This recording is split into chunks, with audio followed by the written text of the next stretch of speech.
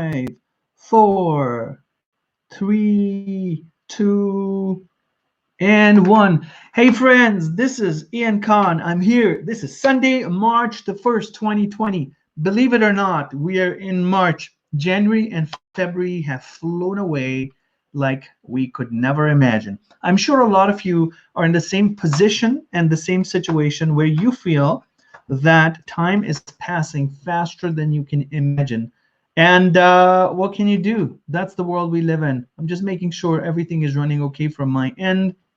Yes, we are. So this is March 1st, 2020. Trust me, I did not realize that January and February would fly, would really, really fly. And for those of you who just realized it, and I was the person who told you that we're in March, well, wake up because time is passing fast. And the world we live in is very distracting. There's many things happening in the world around us. And right now, the news of the hour, the news of the day, the news of the week, the news of the month is nothing but coronavirus. Coronavirus is everywhere. Coronavirus is spreading. The news cannot help it but cover all the brilliant aspects of coronavirus. Stock markets are plunging, and there's so much more happening because as a result of coronavirus. Now, is it really such a big problem, and is it really a big challenge as much as the news is telling us about? Let me give you a little bit insight. I was just in Spain. I was in Madrid for a few days. I was in the Czech Republic the week before. So I was traveling a little bit, and I can share my insights with you and tell you a little bit about what is going on in the world. Now, first of all, let me tell you the coverage of the coronavirus is incredible. And there's so much coverage that it's difficult not to ignore it. Your news is full of it. Your the internet, everything is just full of the coronavirus. If you start listening to coronavirus news, you will get very depressed and anxious because you will think the world is ending right away and you will be hit with coronavirus tomorrow morning. This is literally how it will feel if you listen too much to the news. I hope you can keep yourself informed, but please don't live your day entirely on the basis of news. Coronavirus is being treated here. It has spread. It originated in China, but we don't know if it conceived in China. Of course, the point of origin is China, but we don't know if that's the place where it took birth in the first, the first time in the world. We don't know that. But China is being affected. Iran is affected to quite a big extent, and so is Italy. But the first thing you need to do is not to panic, because panic is not the solution to anything. You can prepare, and then if this is something that is becoming a pandemic, it will spread across the world. Please don't panic, because panic is going to lead to you making the wrong decision. Personally speaking, when I was traveling in Europe just now, I did not feel any difference. I did not see people with scanners who were measuring my temperature or people's temperature at the airport. There's nothing of that sort. There's no nothing like that exists anywhere right now in Europe, at least, or even in Canada. We're not seeing people dressed up in hazmat suits and taking people down. Nothing of that sort is happening.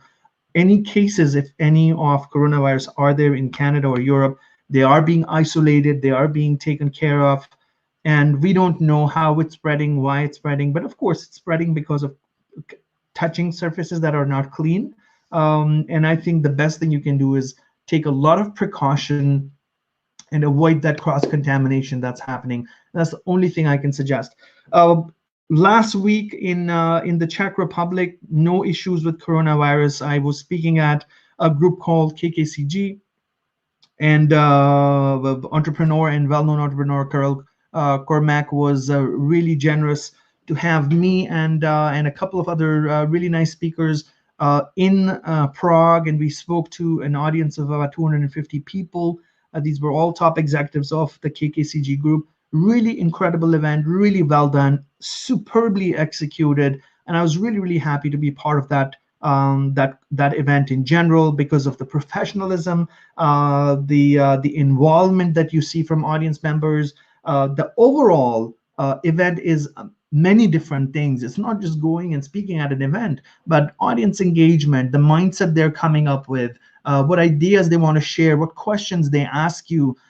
All of these things play a huge factor in the success of an event. And as a speaker, I don't want to go to events where I can just speak to 100 or 200 or 500 people and they don't ask me anything. They don't want to know more. They don't engage. That's the most boring event that a speaker can have. And let me tell you, speakers do not like doing those events. So it's important that we find audiences who are engaging and who want to ask questions, who want to question things, who want to share ideas and thoughts. All every single time, find that good match between speakers and audiences. Last week, well, a few days ago in Madrid, Spain, there was some really exciting things happening. I was part of an event called Secur Mundo Hacker, which means security world hacker. It was a cybersecurity event, and we had the small hacker side of the event, where I was talking about the role of data, the role of emerging data, the role of how much importance does data you know play on our lives, and what does data do for us. And that's really what the event was all about. I really loved speaking in Madrid because the audiences, first of all, there's a very less barrier to communication, because everybody in Madrid speaks English. Everybody understands English. Whether they speak it fluently or not is a different thing, but everybody speaks English and understands English. A far majority in the business side of things, they speak English. So for me, somebody like me who does not speak Spanish as fluently, it's really an honor to be called, and then I can speak and deliver my sessions in English. I can engage in English. That's really, really nice. So I really enjoyed it. The event was packed. There were literally thousands of people at the entire conference. And I really enjoyed the city of Madrid as well, because it's a very welcoming city, a very friendly city, and the vibe in Madrid is really, really nice. So that was incredible. Loved it, loved it. I also met with, had a few media interviews and engagements, and spoke to some really nice publications during my time there, thanks to Thinking Heads, who helped arrange these interviews. And Thinking Heads represents me worldwide, and they helped make that possible. So those interviews will come out in the next few days, and I'll make sure I'll share them with you. But that was really nice to talk about the future, to talk about how industry is evolving, what we need to do, how we need to do it, and that from a European as well as an international context. I also worked with my a university called ISADE. ISADE is a higher ed university out of Spain. They're heavy in Madrid and Barcelona. It's really the top 10 European university.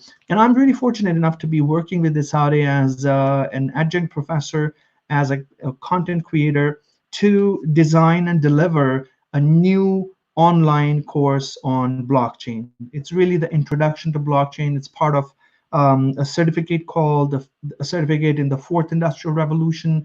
And I'm going to be working with ISADE on delivering that, working with my good friend, Jonathan Reichenthal, who's out of the Valley.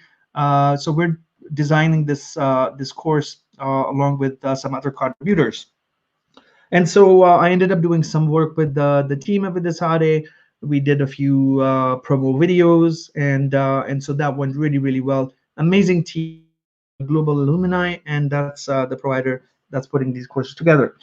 So I'll be back in Madrid in I believe in April, end of April, and I can definitely share that time as well. But that's it. Apart from that, I am headed to Dubai for AI Everything in the next week. So I'm here in Toronto this week. And I will be in Dubai for the next couple of weeks, primarily for AI Everything. I'm also there to do some meetings, do some regional stuff I do in the Middle East. And as you know, I have a local presence in the Middle East. I have an office in Dubai. So I've got to go there and do a few things with my local team as well. And that's going to be the next couple of weeks. Overall, I think March is finally here. Spring is here, so it will be here in a few days. And for people like me who live in a cold city like Toronto, it's important that we actually see some sunshine finally. And spring is amazing and beautiful here. So definitely looking forward to spring. There's a lot of events on the go. I'm also launching a series of my own events called the Vision 2020 Masterclass. It's a special series for accounting firms, for CPA firms in North America. And so that event is happening in 7 different cities in the month of June, where I am inviting CPA firms to be part of that. We're going to do an exercise on the future readiness assessment, talk about blockchain, AI, talk about these complex things that are troubling CPA firms, and hopefully help them position their firms for the future in a very right manner, in a precise manner. And I'm definitely looking forward to delivering that event. Tons of other things are happening. I will be in Ecuador. I will be in U.S. cities, and more. So that's all for now. This is this is a Sunday, March 1st, 2020, and I hope you have an amazing week this week. Break a leg, have a great time, push yourself, succeed, and come back and celebrate. And that's what life is all about, my friends.